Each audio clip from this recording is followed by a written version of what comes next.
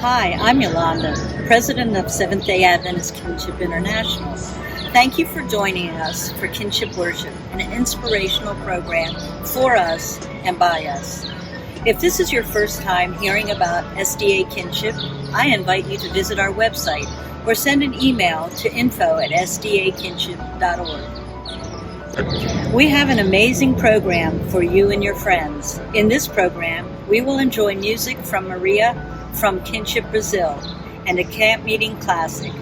Our inspirational message will be from Pastor Craig Hadley. Before that, here's an invitation to Kinship Sabbath School, hosted by Region 9. My name is Gabriel, and this is Kinship Sabbath School, an LGBT plus affirming Sabbath school that invites anyone in the community who is an ally or an LGBT plus member to join us every Sabbath. Here are some of our members. Hi, everyone. I'm Johnny, and I'm a newcomer, and I was invited by a fellow churchgoer in Glendale City. And ever since I've come here, I've experienced this amazing community of the LGBTQIA plus Seventh-day Adventists. So I would definitely invite you to come and see what it's all about. Hi, everyone. I'm Cameron. I use they, them pronouns. As an out-of-state student for 3 years, community has been really important to me. Kinship has given me this opportunity to create another family that is LGBTQ plus affirming, and that has really impacted my journey as a student and as a person in the community. Hi, everyone. My name is Chase, and I'm a member here at La Sierra University Church. We hope you can join us every Sabbath at 10 a.m. here on Zoom while we're meeting virtually.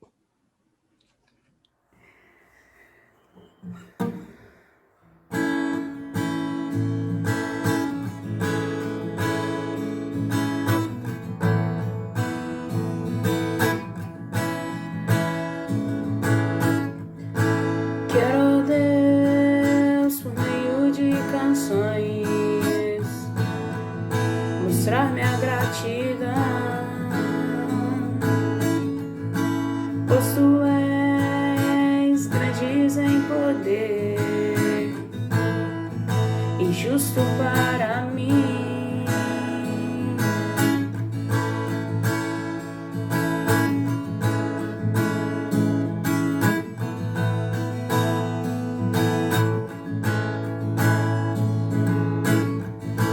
Grato sou receber não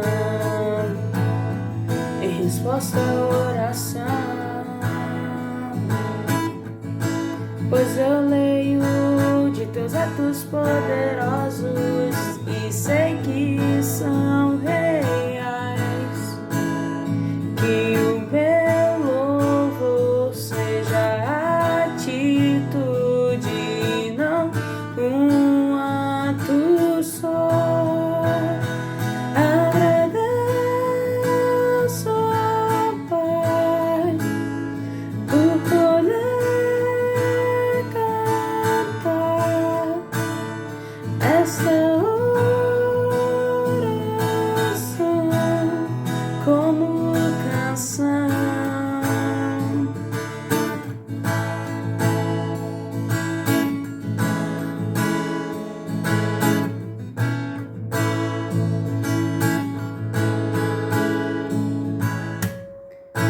Pelo pão na mesa de jantar e pelo respirar e o milagre de levantar os braços e olhar pro céu azul, que o meu louvor seja atitude, não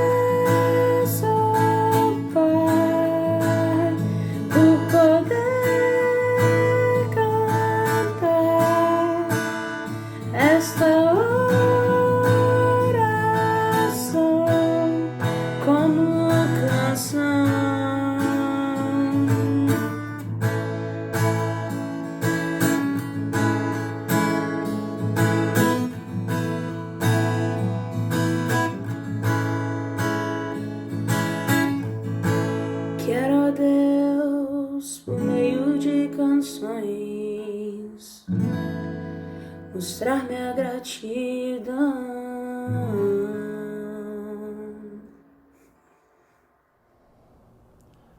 SDA Kinship.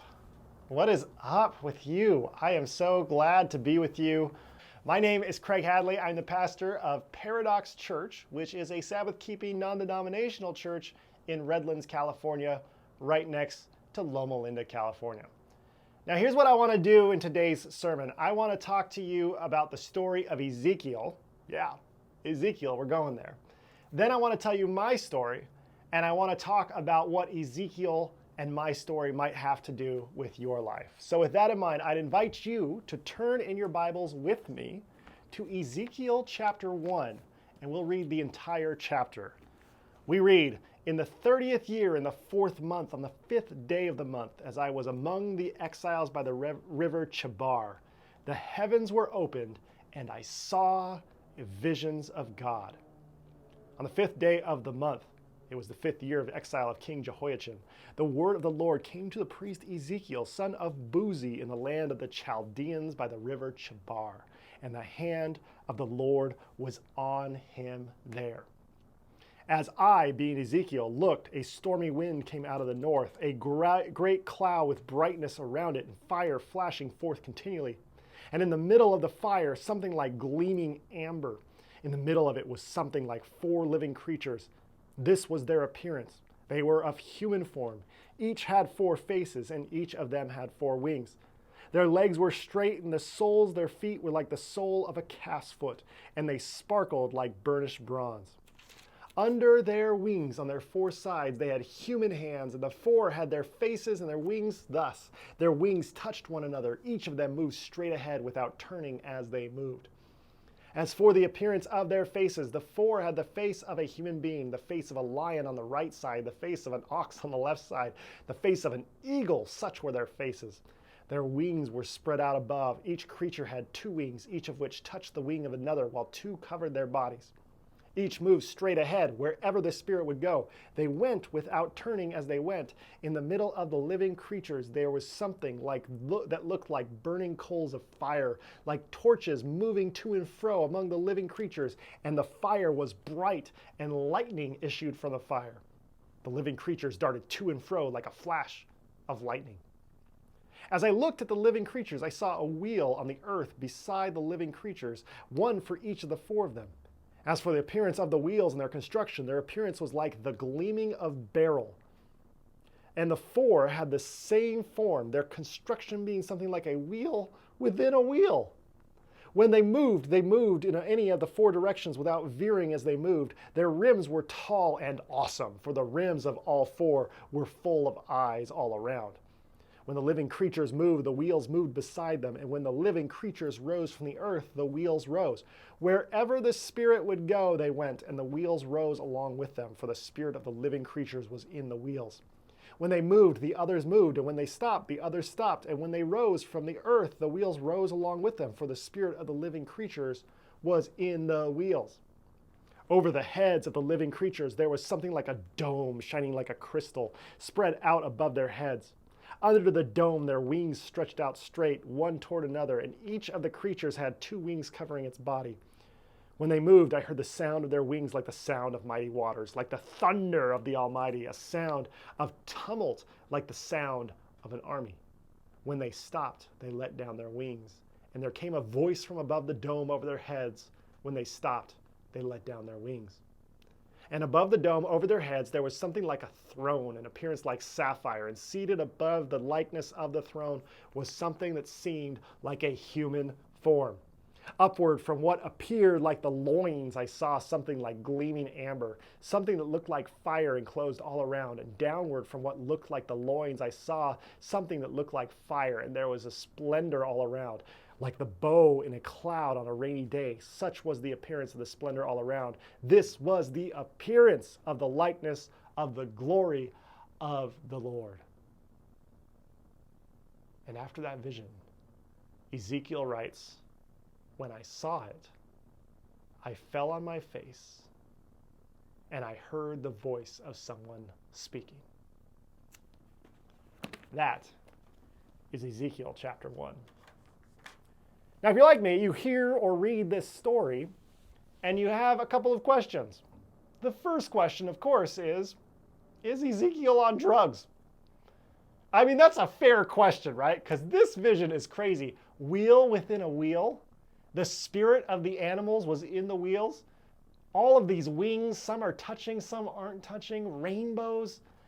There's fire just everywhere. This is really a thrilling vision. The rims are tall and awesome. This is something that seems like it's straight out of an LSD trip, right? Not that I would know anything about that.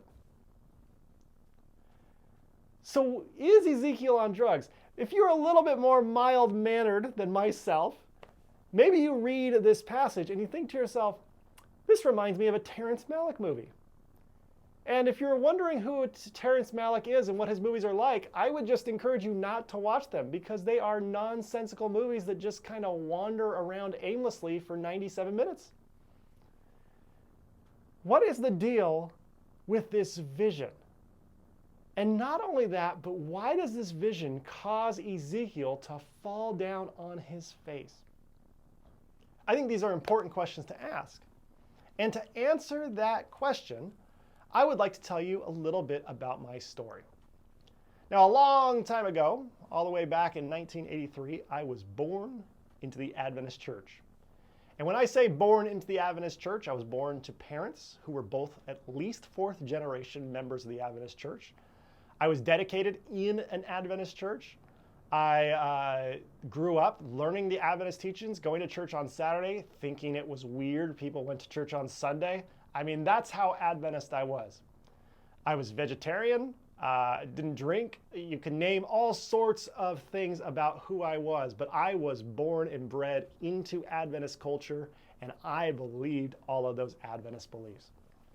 About the time I was 18, I had a real, I would call it a mystical experience now. I encountered the divine and decided I was going to give my life to Christ. And in September of 2001, I ended up getting baptized in the Adventist church. Now, I went away to Montana State University, met people for the first time in my life, really, who lived outside the Adventist church, and I really liked them. They were great people. But when I heard them talk, I realized that they were telling me stories about how bad the church had treated them, and I didn't have that experience. I had really good experience with church growing up. So while I was away and while I went to Montana State University, I decided, or I felt the call, that God was leading me to become a pastor. So I enrolled at La Sierra University and started my Master's of Divinity degree. And I had this sense that God wanted me to start church for people who typically weren't comfortable in church. I went through this program. I got good grades. I learned from my teachers, just really brilliant teachers at La Sierra. I was lucky to have them. And shortly into my time at La Sierra, I ended up getting hired as a pastor for the Adventist church and began working first at Crosswalk Church and then later, just a few years after that, Redlands Church. Now, I will tell you that I loved working for the church. There were times that the church kind of kicked me while I was down. There was times that the church rejected my ideas. But overall, I had a great time. I mean, so many of the relationships that I formed there were the most valuable kind of relationships I could ask for. And I just had in my mind that I would be an Adventist pastor for the rest of my life. One day, maybe be a senior pastor. One day, maybe, who knows what else? Maybe work in the conference office. I mean, that's how much I loved the Adventist church. And it was when I was at the Redlands SDA church that things started to change quite a bit, because it was there that I was asked to pastor college students in the area. And specifically, I was told by the church that college students were leaving the church, and it was my job to go and try and get them to come back to church. So I did what any good pastor would do. I contacted those people who were leaving the church, and I tried to ask them, why did they leave? And the number one reason I found was that people were leaving the church, these young people were leaving the church because they felt like the church was unwilling to deal with their questions, the questions that they really wanted asked. Now, this was back in 2012 to 2015. And without a doubt, the number one question that college students were asking was, why is it that the church is so entrenched in its homophobia? Why is it that the church is so unwilling to be welcoming to transgender persons? Why is it that the church doesn't seem to care about people who don't fit within a very specific kind of lifestyle? So we started diving into those verses that lead people to those passages that lead people to those beliefs. I mean, we talked about all 6 of them, sort of 7 of them, if you include Judges. And we started exploring why people had come away from those verses that many people in your community refer to as the clobber verses. And as I'm sure many of you are aware, there's not a whole lot of theological firepower behind those very few verses in the Bible. In fact, if you take all the verses that people have used to justify their hatred of the queer community and compare it to the verses in the Bible that condone or endorse slavery, there are way more verses that say slavery is okay than say that queer people are bad. I mean, it's just not even close how many there are. So we started talking about this in the church that I was at. And it made people rather uncomfortable. And we were saying some pretty mild things for that day. I mean, I'm not expecting any kind of trophy for what I'm about to tell you we were saying. But we would say things like, every person is made in the image of God, even queer people. And just saying that was a very big problem for the church. They wanted me to add some qualifiers of like this, you've got to condemn their lifestyle, Craig. You've got to do these things. You've got to make sure that you clarify that the church is against this as a legitimate lifestyle. And I just wouldn't do it because I didn't feel like, I mean, everybody's made in the image of God. Why do we have to qualify this? And so this went on for about a year and a half, and it started getting to the point where it was very clear that I had to go. Not just because of my ideas and the thoughts that I was sharing about queer people, but also just being willing to look at the tough questions that Scripture asks.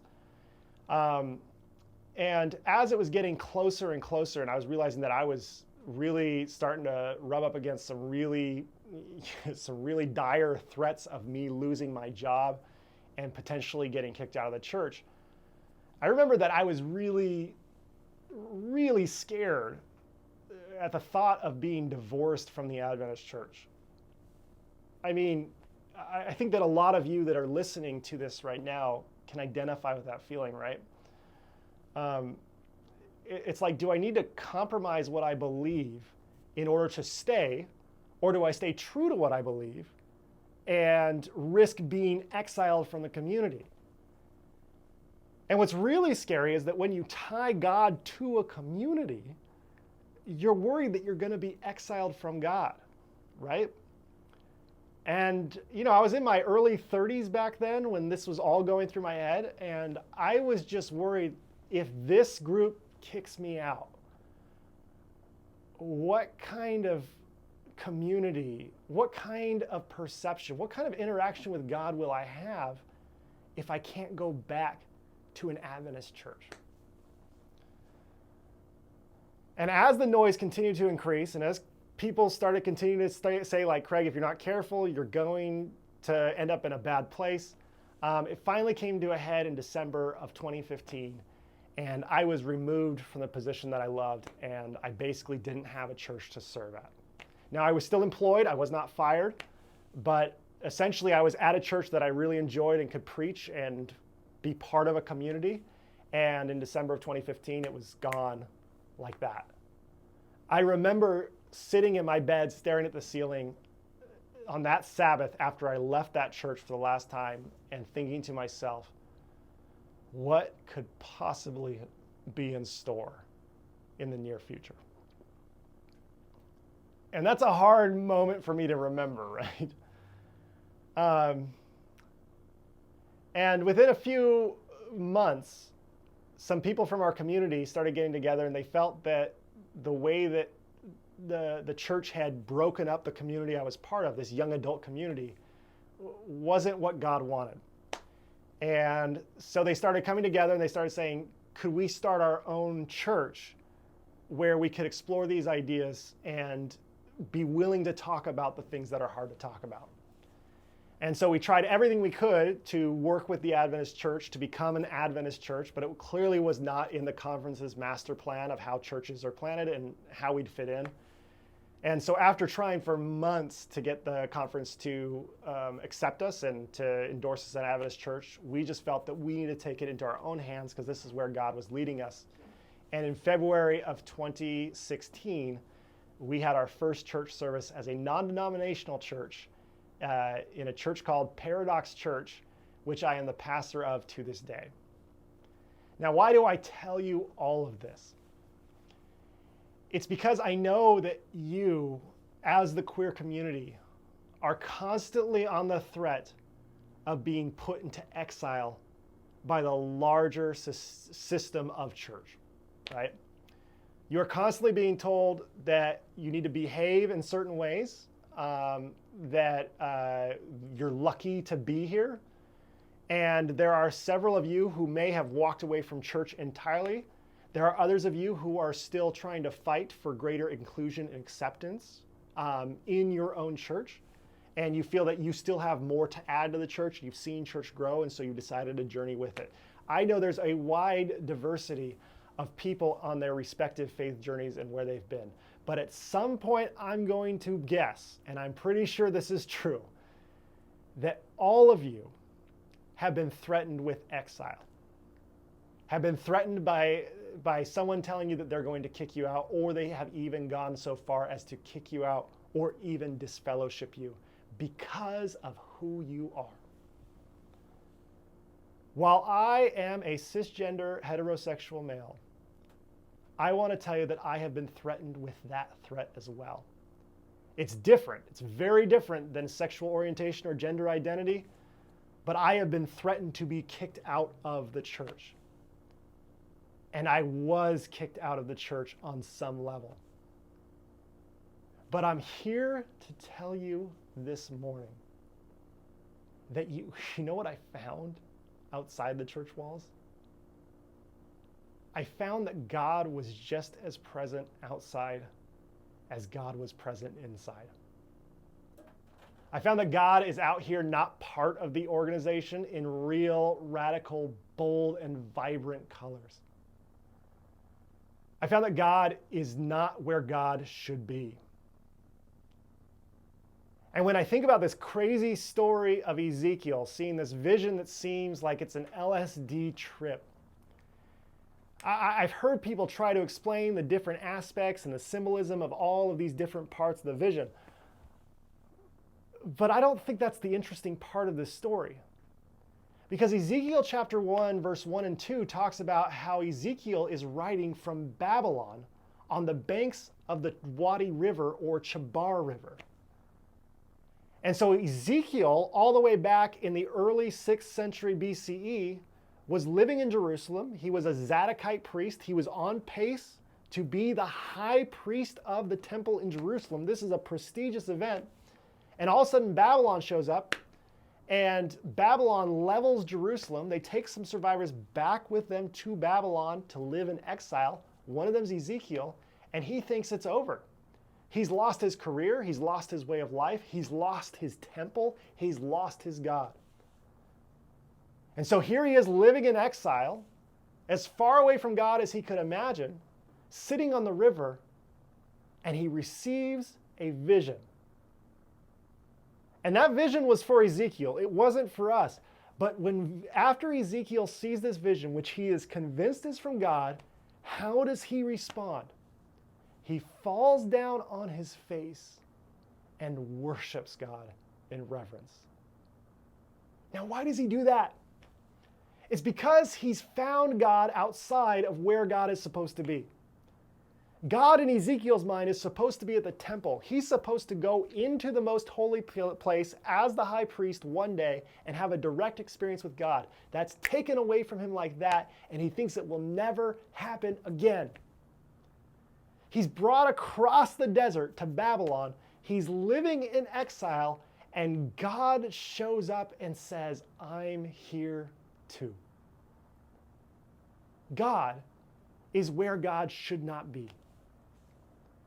And the idea that I want to share with you this morning, as we talk about Ezekiel and we talk about my story, is that we should never fall to the false idea that the church somehow owns God. Yes, people may threaten to kick you out. Yes, you may actually get kicked out. But what we have to remember is that if they kick you out of a church, they cannot kick you out of God's presence. Because God can even be found on the shores of a river in Babylon.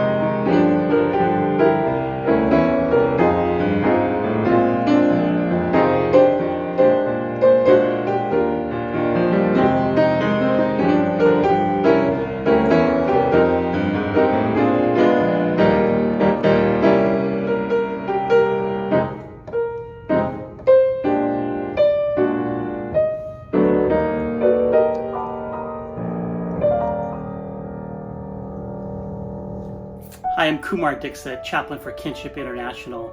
I'd love to pray with you about anything that's going on in your life. So email us at info@sdakinship.org. Thank you for hearing the story of Ezekiel. And in your own life, may you have eyes to see. May you have arms to embrace and ears to hear the God who is much bigger than the church. And if someone ever threatens you with the idea that you can't be part of this church anymore, may you remind yourself that God is just as present outside as God is present inside. Amen.